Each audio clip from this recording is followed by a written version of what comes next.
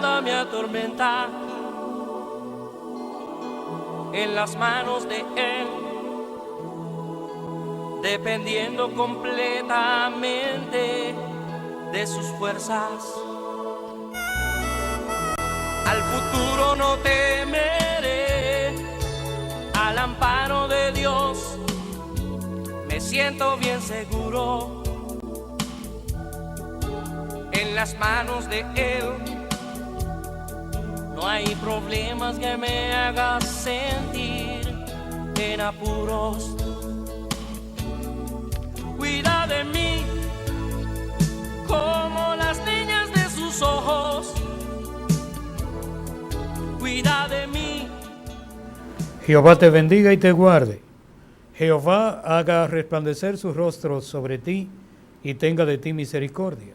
Jehová alce sobre ti su rostro y ponga en ti paz. Buenas tardes, hermanos amados, amigos televidentes. Este es su espacio de Biblia pura. Nos alegramos de que tengamos la oportunidad de reunirnos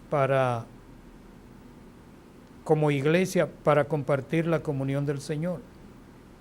Así que muchas gracias y por favor, permanezca con nosotros. Oremos. Señor, gracias porque nos permite una vez más alabar y bendecir tu nombre y glorificarte junto a nuestros hermanos. Rogamos que tu presencia esté con nosotros como siempre, que tu palabra corra y sea glorificada, y que a través de estas palabras, Señor, tú realices tus santos propósitos en cada uno de nosotros. Que para ti sea la gloria y la honra por todo. Lo rogamos en el nombre del amado Jesucristo. Amén. Amén.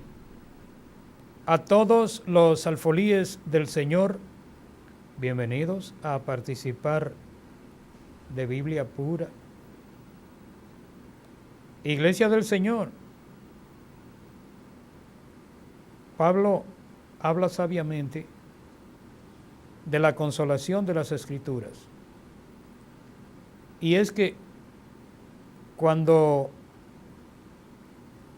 tenemos la oportunidad de leer la palabra de Dios y de poder reflexionar sobre algunos detalles de la Biblia, nos regocijamos en Dios y nuestra fe se consolida, se fortalece. Y el Señor vive realizando milagros en nosotros, milagros en los demás y también milagros a través de los otros y a través de nosotros. Y eso es algo que no se puede evaluar de acuerdo a nuestros propios conocimientos, ni es algo que se puede cronometrar para medirlo y situarlo en una dimensión que nosotros creamos apropiada, porque sencillamente surge como un milagro de Dios. Y el milagro de Dios es lo más bienaventurado que puede acontecernos. Es algo maravilloso y que nosotros en la mayoría de los casos ni siquiera entendemos bien, pero es algo altamente agradable, edificante. Nos sentimos bien. Cuando surge el milagro de Dios en nuestras vidas, nosotros muchas veces ni siquiera tenemos idea de cómo fue que se originó, cuáles fueron las cosas que tuvieron que ponerse en orden, mezclarse si se quiere, y acontecer todas a un mismo tiempo para que se realizara ese milagro en la vida nuestra. Pero lo que sí sabemos es que nos mueve poderosamente a glorificar el nombre del Señor y, ¿por qué no?, a compartirlo con los otros. A veces, cuando esto acontece, los demás se alegran con nosotros, aunque en muchos casos se quedan sorprendidos porque ni siquiera entienden bien de dónde vino eso o cómo fue que acaeció. Pero lo importante de todo es que nosotros seamos agradecidos y que, como dice la Biblia, estemos en la capacidad de dar por gracia lo que por gracia hemos recibido. Que Dios nos ayude. Iglesia del Señor, la Biblia habla en Efesios de la batalla de la fe que tenemos que librar todos los cristianos. Y en esos versículos, me parece que el capítulo 5, por el verso 8, por ahí, que habla de que tenemos que pelear esa batalla de fe. Hay algo glorioso en todo esto, y es que no vamos a librar esa batalla con nuestras propias fuerzas, pero de una manera gloriosa, Dios nos ha prometido darnos la cobertura de su Espíritu Santo de una forma tan diversificada que abarca todo lo que somos. Abarca el cuerpo, el alma y el espíritu, que es nuestro hombre integral. Y lo mejor de todo es que el resultado, la victoria obtenida en esa batalla, realmente glorificará el nombre del Señor, pero nosotros seremos los más beneficiados. A veces justamente nosotros decimos, pero ¿y cómo puedo yo lograr esto o aquello? Porque cuando nos detenemos a mirar nuestra propia pequeñez, no podemos menos que llenarnos de temores. Pero en realidad, ese es un viejo método que Satanás usa para desalentarnos, porque nunca se nos ha dicho que nosotros, con nuestras fuerzas, vamos a hacer nada. Es con la fuerza del Señor. Claro, yo debo participar en ese esfuerzo que contribuye a la realización de la obra de Dios en mi vida, que contribuye al desarrollo de la obra de Dios en mi vida, que contribuye a una justa participación mía en el programa de mi propia salvación. Pero como sea, iglesia amada, será el Señor quien lo haga. Y por eso, no tratando de sustraernos a nuestra responsabilidad, ni siendo mal agradecidos tampoco, ni esperando que Dios haga lo que nosotros podemos hacer. Porque en la Biblia está demostrado ampliamente que lo que yo puedo hacer con la ayuda de Dios, Dios no lo hace. Esa ha sido la experiencia que la Biblia nos ha dado de muchas maneras, de gentes que le han servido a Dios, pero de gentes con semejantes pasiones que nosotros, con debilidades, con imperfecciones,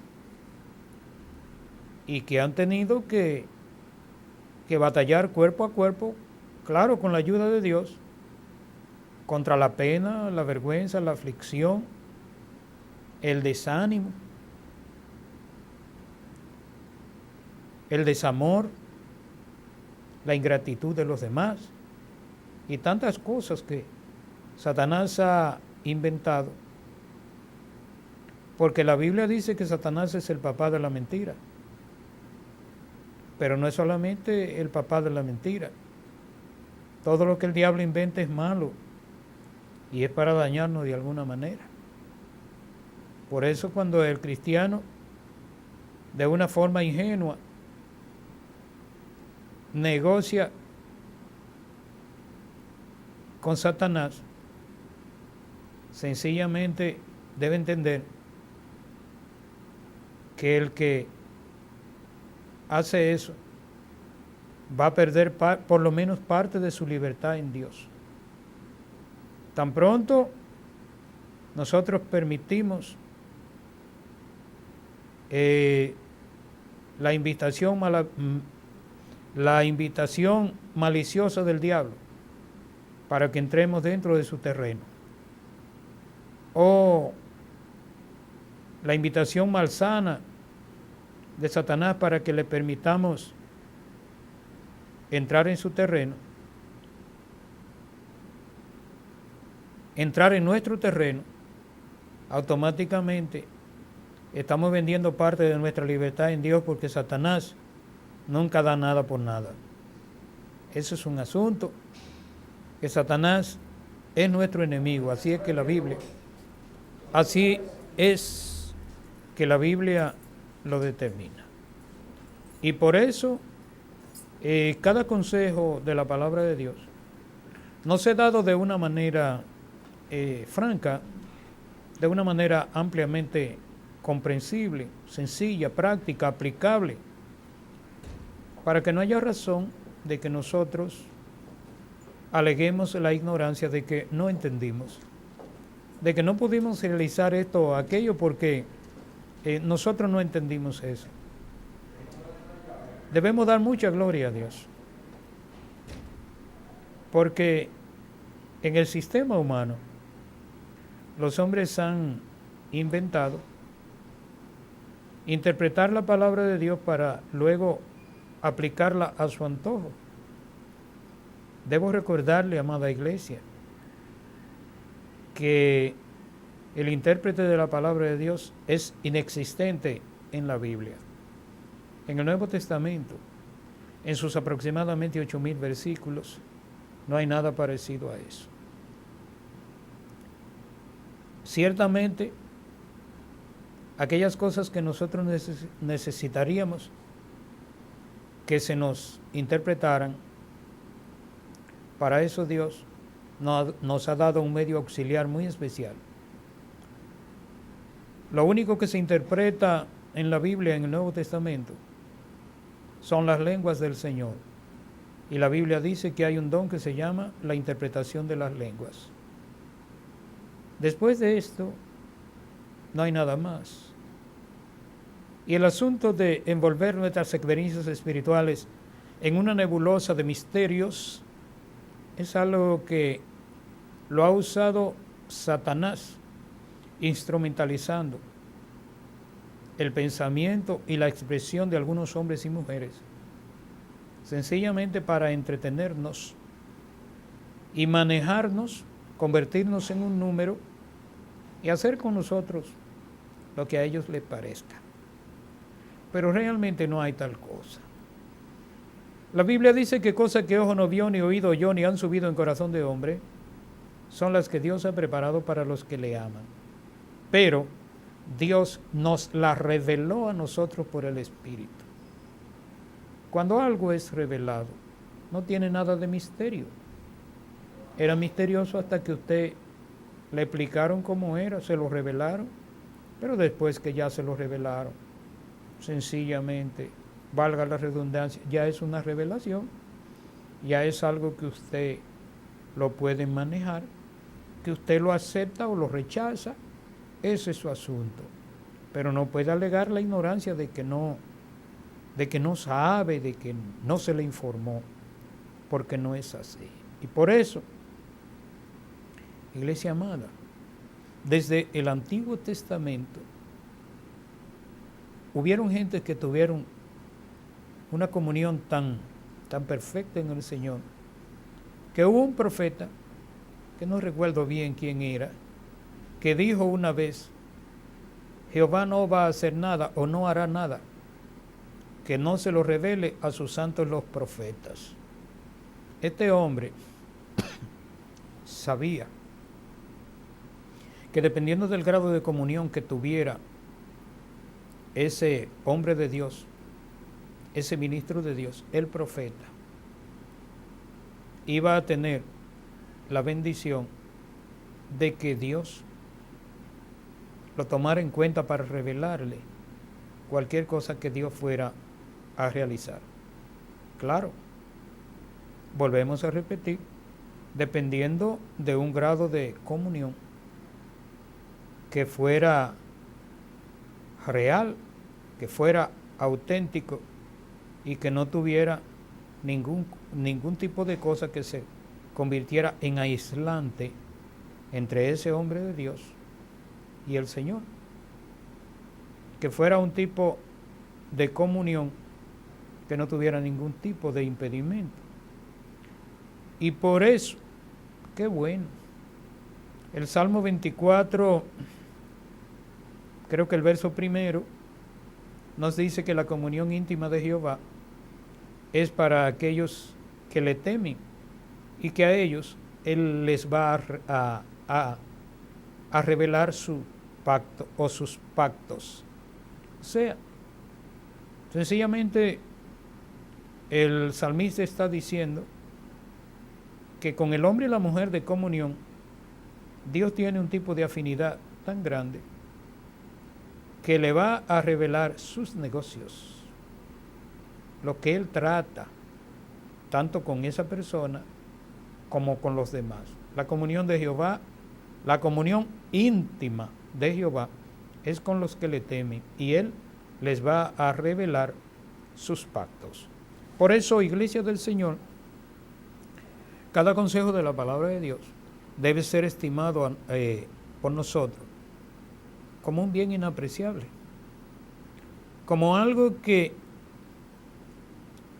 superando las dificultades de nuestras muchas debilidades, de nuestra falta de fe, y a veces hasta de ese tipo de indiferencia que tenemos hacia las cosas de Dios. Y en muchos casos, sobre todo, cuando hemos sido dañados de alguna manera, nos ponemos rebeldes y es probable que hasta culpemos a Dios de cosas que Dios no tiene culpa. Porque el hecho de que yo de alguna manera le haga daño a usted o usted a mí, ni usted tiene razón para culpar a Dios, ni yo tampoco. Pero la gente somos así. Y cuando la gente pierde la auténtica comunión en el Señor, pierde el equilibrio. Y el que pierde el equilibrio no se sabe cuánto traspiés va a dar y no se sabe, se va a caer y no se sabe en qué posición va a caer ni cuál va a ser el resultado de esa caída. Por eso, Iglesia del Señor, en síntesis, en conclusión, nuestro humilde consejo siempre será, hermano amado, trate de mantenerse en la comunión del Señor, independientemente de lo que usted crea, de lo que crean los otros, de lo que se dicen, de los muchos argumentos de la gente, de la vanidad de los teorizantes de la Biblia. Y cuanto a los comerciantes del Evangelio y esas cosas, esos sencillamente elimínenlo de su vida, porque no pueden ofrecerle nada que pueda de alguna manera bendecirlo a usted. El que llega a esa condición ya está perdido. Y no entrando en muchos detalles, los viejos mayores que nosotros nos dijeron que lo mejor que tiene un dado es no jugarlo. Y también nos enseñaron que con la verdad no se juega. Cuando usted sabe que alguien ya no tiene comunión, si usted puede ayudarle de alguna manera, ayúdele. Pero recuérdese que el pecado es altamente contaminante y que si usted no tiene la verdadera cobertura que le corresponde a una persona que tenga verdadera comunión en el Señor, la impiedad lo daña, lo contamina, lo enferma y si se descuida lo mata también. Que Dios nos ayude. Por eso, iglesia amada, nos gusta mucho unas palabras del hermano apóstol Pablo, que sabiendo que, como dicen los muchachos ahora, Satanás no es una papita, y sabiendo que ningún cristiano puede sustraerse a la realidad de que va a tener que librar la batalla de la fe, es gracioso como algunos predicadores, sobre todo aquellos que han encontrado en la famosa doctrina de la prosperidad una manera de entretener a los otros, con un tipo de panacea, con un tipo de caramelito, como un tipo de tente ahí, esas cosas, simplemente para que los demás se sientan bien. Hay otros que son más peligrosos, porque hay otros que promueven un tipo de doctrina donde ellos saben que no pueden presentar las profundidades de las verdades del reino de Dios en ningún sentido, ni las profundidades de la guianza del Espíritu y esas revelaciones que el Señor da expresamente a un cristiano en el momento de la necesidad. Ellos saben que no pueden, pero entonces incursionan en lo que la Biblia llama las profundidades de Satanás. En Apocalipsis habla eso. Hubo una de esas iglesias que tenía ese problema, que los hermanos se habían dedicado a incursionar en lo que ellos llamaban y se llama las profundidades de Satanás. O sea, no es más que empezar a presentar ese tipo de cosas misteriosas, ese tipo de cosas que no se sabe ni de dónde vienen ni para dónde van, ese tipo de cosas que embelezan a la gente y lo dejan, digamos que, turbado, porque no saben exactamente de dónde viene.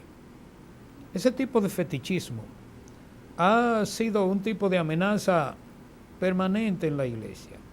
Y a cada rato aparece alguien con una cosa rarísima y supuestamente haciéndolo porque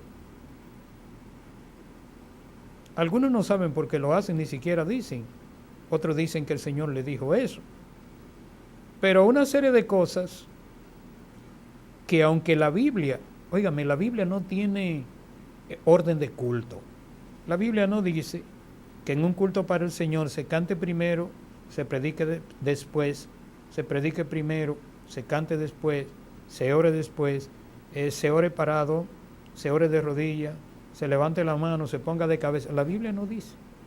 Simplemente, la Biblia sí dice que debemos presentar nuestros cuerpos en sacrificio a Dios, santo, agradable a Dios, que es nuestro culto racional. O sea, la Biblia sí dice que cualquier cosa que yo vaya a hacer como culto para Dios debe ser racional, porque yo no soy loco ni Dios tampoco. Y yo tengo una regla de fe y de conducta que está en la palabra de Dios, en la Biblia. Así que cualquier cosa que yo haga, y con esto no quiero decir de ninguna manera que tengamos que tener un molde y que todo el mundo tenga que hacer la cosa de la misma manera, que todos cantemos el mismo himno 3 y después leamos la Biblia en Mateo 24 o esas cosas. No estoy diciendo eso.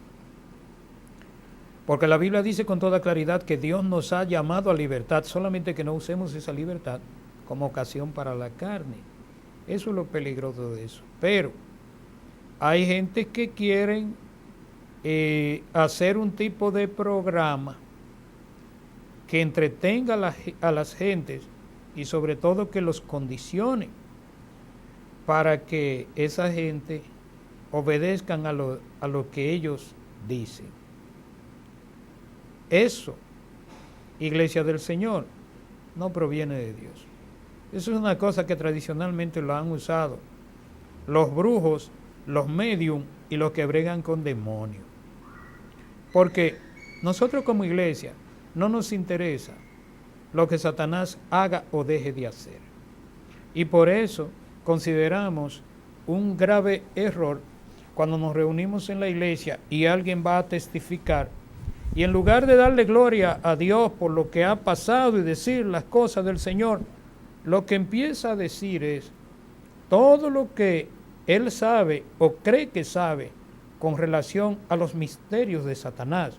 Satanás hace esto, Satanás hace lo otro, y aquello y aquello. Y los testificadores sin doctrina, entonces nos bombardean con decirnos toda la tortuosidad de su vida pasada y cómo los demonios obraron en su vida y cómo el diablo hacía cosas a través de él.